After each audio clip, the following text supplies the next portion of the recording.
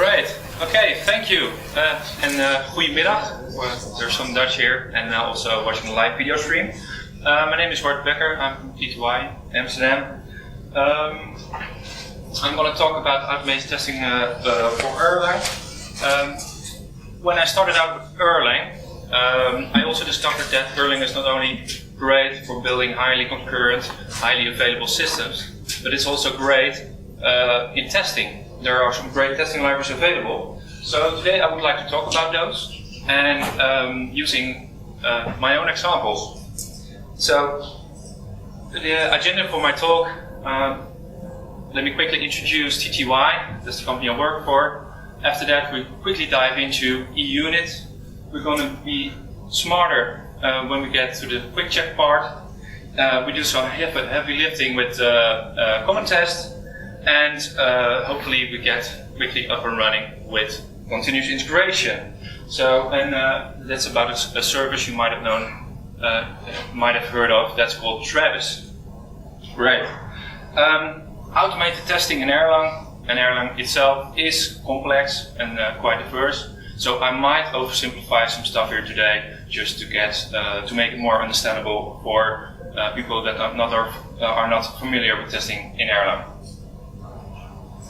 Okay, my name is Bart Becker, and in the last 5 years I increasingly needed high availability and concurrency in my projects. At my company we use a lot of scripting languages. We use Perl, Ruby, PHP, that kind of stuff, and it's not easy to get it right there. Well, some might even say it's impossible to get right. So I searched for a language that could do it right and or at least made it much easier, and I found Erlang OTP and I became a big fan of it.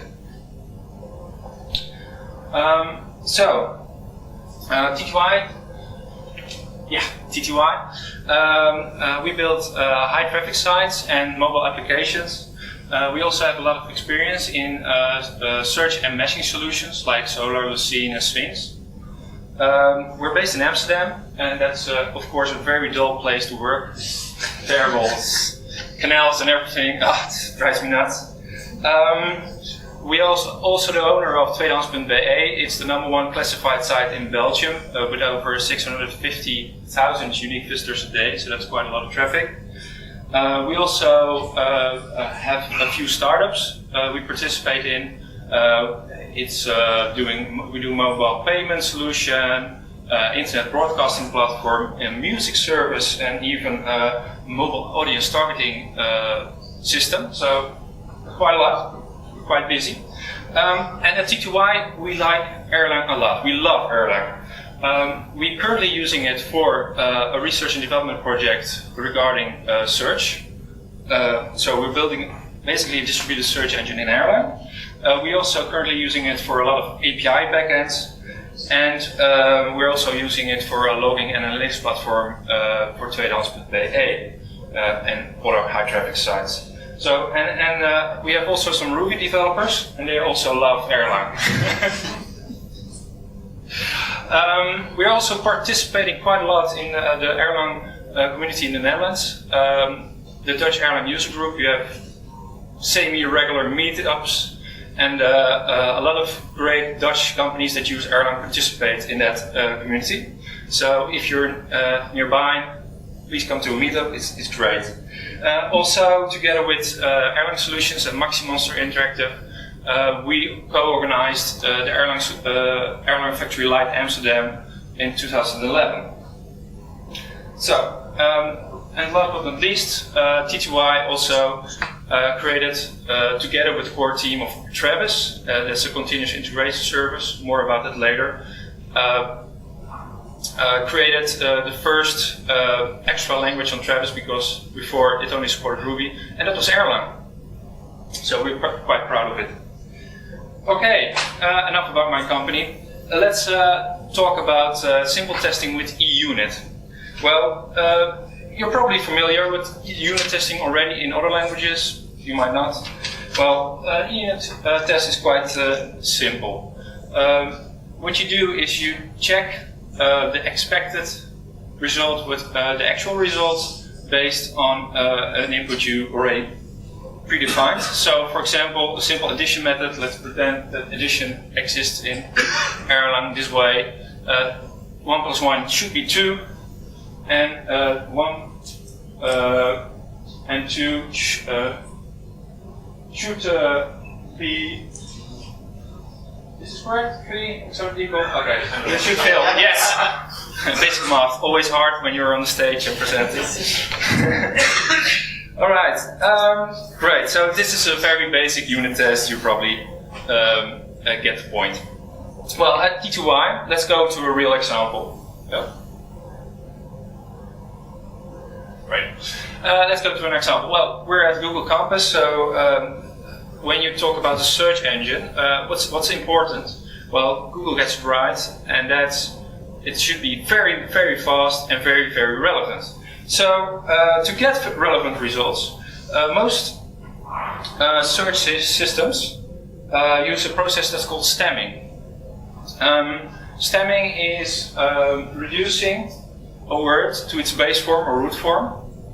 So, for example, these are examples: fishing, fisher, fishes, fish, and you all reduce it to the fish base form. So when you search, you also get the documents with the other fishes. The result is that actually the result becomes more relevant. So that's great. The algorithm that does that, it's very famous. It's created by Martin Porter in 1980. And it's the Porter algorithm, named it after itself. The algorithm is quite complex, but to test our implementation, Mr. Porter kindly provided a dictionary of vocabulary with 30,000 words to test.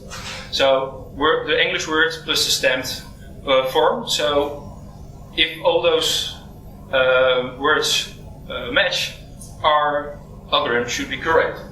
That's the point. That's the idea. So, looping over all those words, we're stemming the words and checking if they're equal. Well, it took some time to get this to work and fixing a lot of bugs. But something else was also very interesting. Unit testing in Erlang, it comes with coverage report. Well, a coverage report, this is an example coverage report, shows you how much times a particular line in your code is executed during the test. For example, the line above is 105 times 1, 360 to 74. And that's very interesting to see, because besides knowing what lines are actually, the most important thing is that you see which lines aren't tested. And those are marked red. And that's interesting, because I just said, okay, we had a vocabulary by the man himself, so with all the stemmed equivalents, so you would expect that those would all rules would match. So is this a bug in our code? Well, it turns out the vocabulary used was not complete. So we found actually a bug there. And that's significant, because if we test our code, are we certain we are testing the right thing? Well, you can say that in other words, who is testing the tester? Let me make this problem a bit more clear with another example. So, again, I gave myself permission to reinvent the wheel. That's what programmers like to do, so me too. So in this case, 2 plus 2 is 4, and 1 plus 1 is not equal to 3. Great. Okay, let's mess up the implementation a bit, because your code is constantly changing. So and the test should catch that, right?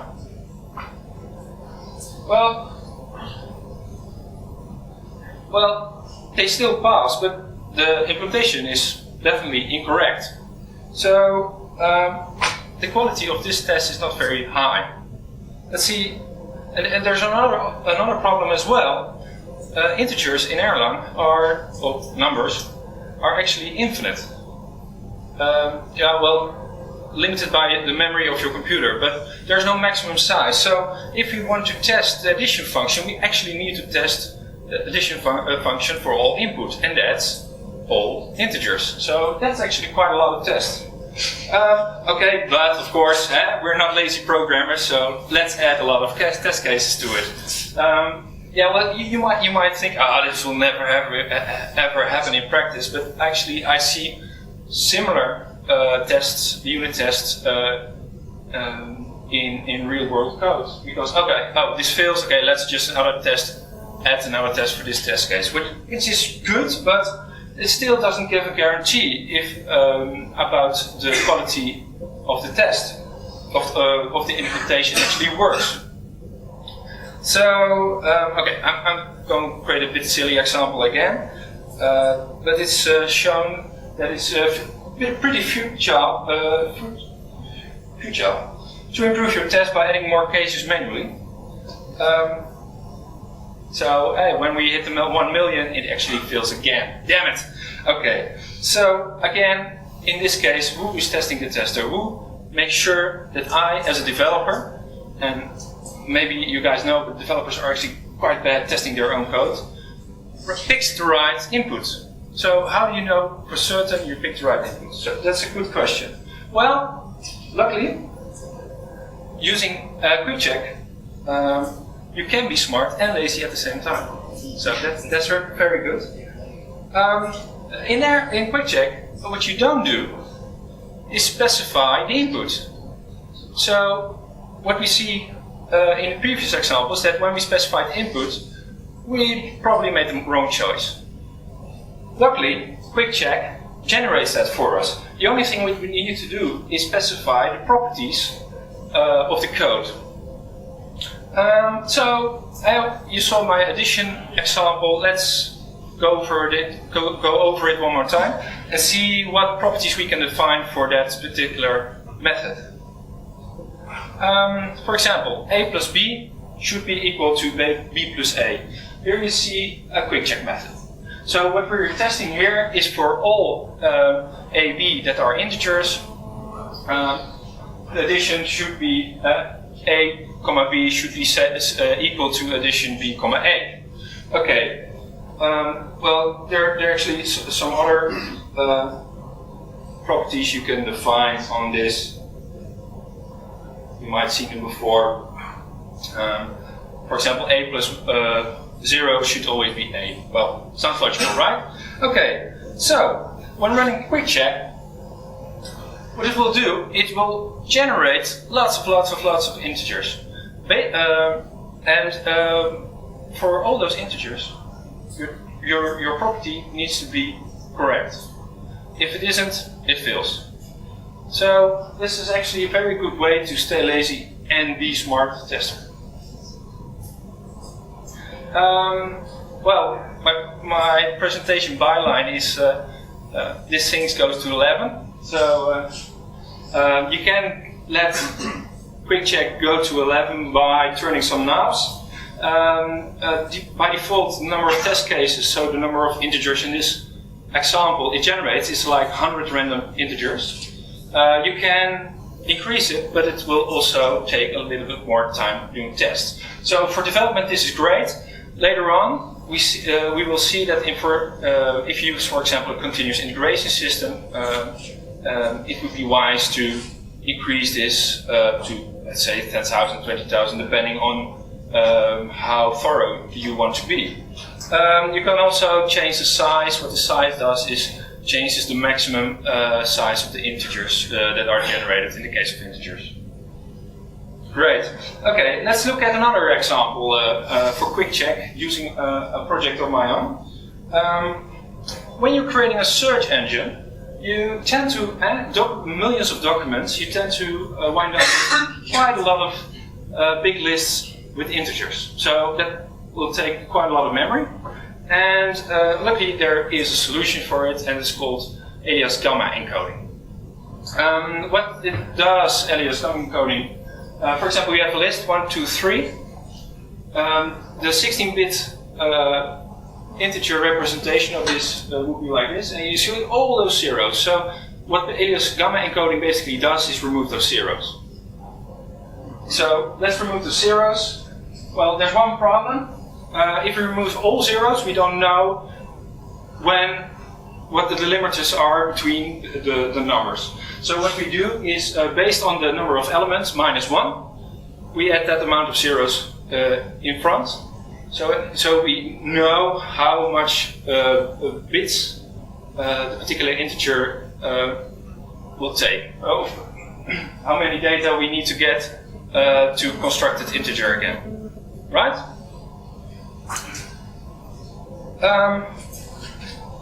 The nice thing is that if you're creating a decompress algorithm, the property is actually quite simple. This is, of course, not the only property you can write, but this is one of the most important properties. So when I encode a list of positive integers, it should be the same. When I decode it, it should be the same as the input. Well, great. What we saw first is that one of the bugs we found is that positive integers are required because this encoder doesn't support negative integers. So that's one thing we found out. Also, of course, the basic mistakes, empty lists, and we had a lot of off-by-1 errors. So, this is not completely accurate, but it's just my experience with EUnit and QuickCheck, is that EUnit, it's like you saw, it's just an assertion. It's quite basic, it's quite simple, but you don't find a lot of bugs.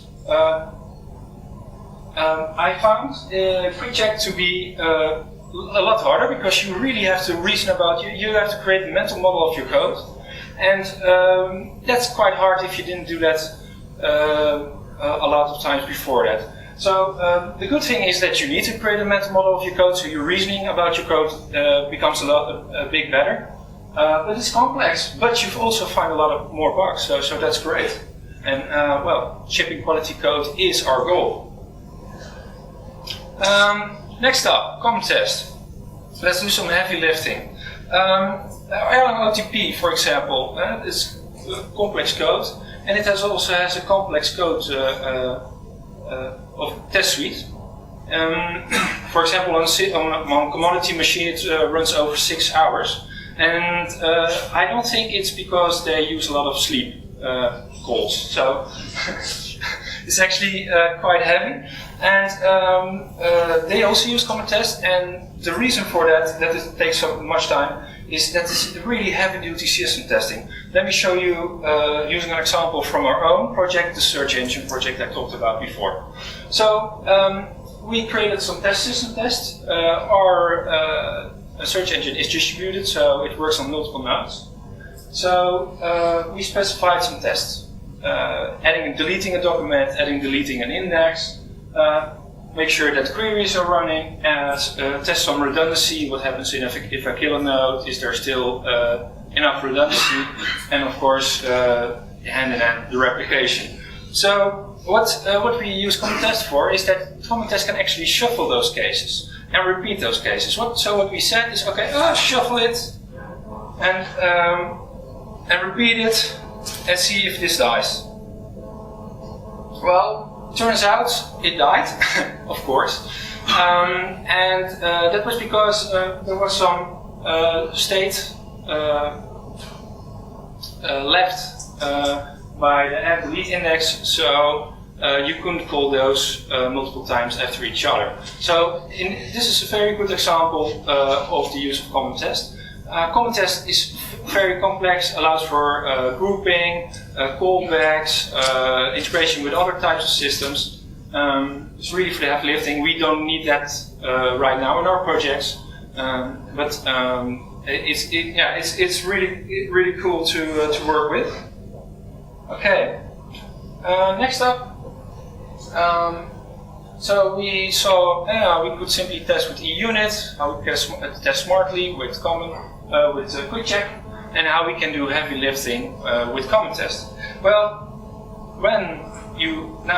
let's pretend we all just created a test suite and it takes quite a lot of time. Let's say 50 minutes. Well, you don't want to wait every time your code changes or you make a bug fix or whatever.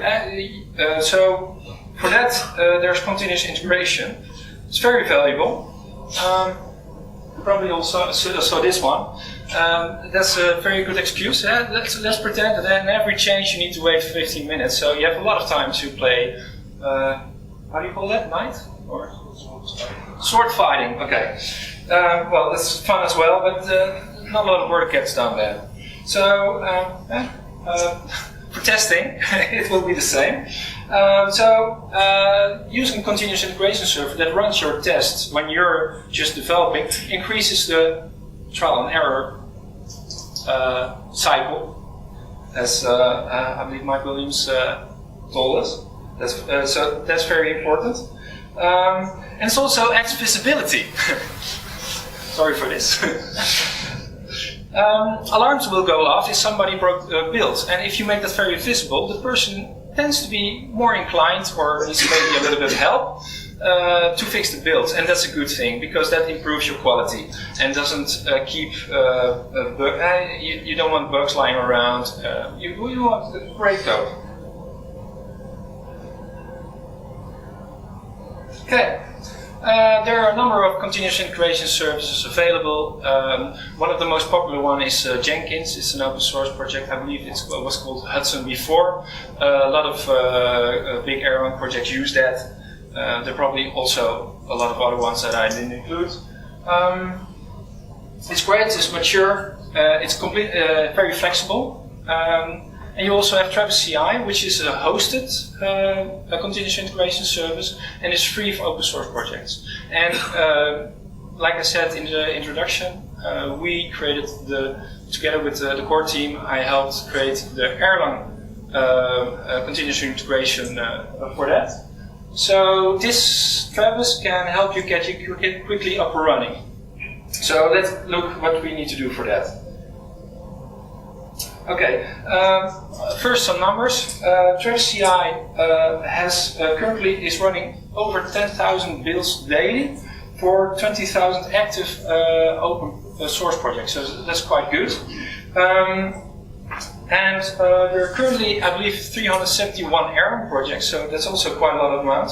Some of the projects you might have never heard of: Glacial React, Moshi Web, Web Machine, CouchDB, Elixir from José Folin. They're all present on Travis, so that's great. To get you quickly up and running with Travis is actually quite simple. You need to have your repository as a public repository on GitHub. You have to add this file to your repository. Here you can specify the build metrics, and that's actually quite cool because you can test directly on 4 different or 5 different versions of Erlang OTP. So that's really cool, and of course you get notified if something fails or succeeds. Well, if it succeeds, if you go to travisci.org, it will look like this. For example, this is this morning Glacial React KV was green, so great guys, very good work. You can get also notifications by using email, IRC, Graal, HipChat, and even Campfire. So that's great. The build environment currently, and this is also why you might want to use Jenkins. With Jenkins you can just use on every system supported by the GVM. However, and Travis only supports, in this case, 32-bit Ubuntu Linux. So if you need to test other distributions as well, Travis CI is not for you, and you need systems like Jenkins. The Erlang OTP version 14b2 until R14 is 15 is supported, so that's great. It assumes your project is contains rebar. If it hasn't, you can specify your own build command, so that's great. And batteries are included, so React, Memcache, Cassandra, CouchDB are all present. So if your project depends on it, it's already there, and you can use it. So that's great. So, well, we're already at the end of my presentation. So what I showed you is with EUnit, it's very easy to test, but you really have to make sure that you're testing the right thing. Most EUnit tests I see is doesn't, yeah, it helps, but it doesn't add that much value. For me personally, using QuickCheck added way, way, way more value, and I was much more comfortable with the quality of my code using QuickCheck. The heavy lifting with common test, if your project depends on is distributed, has some external dependencies, using system testing is really a sweet spot for common test. And try out Travis CI if you want to get your test suite quickly up and running. And with all test libraries you can use, be really mindful of the value you think your test will provide. Because a lot of people are very, I might say, religious about testing, test-driven development, that kind of stuff. And that's great, that's cool. If that works for you, please do. But make sure that you don't just writing code, like the example what I saw, just writing down all cases, all test cases. Really be mindful that every line counts. Okay, thank you. Questions?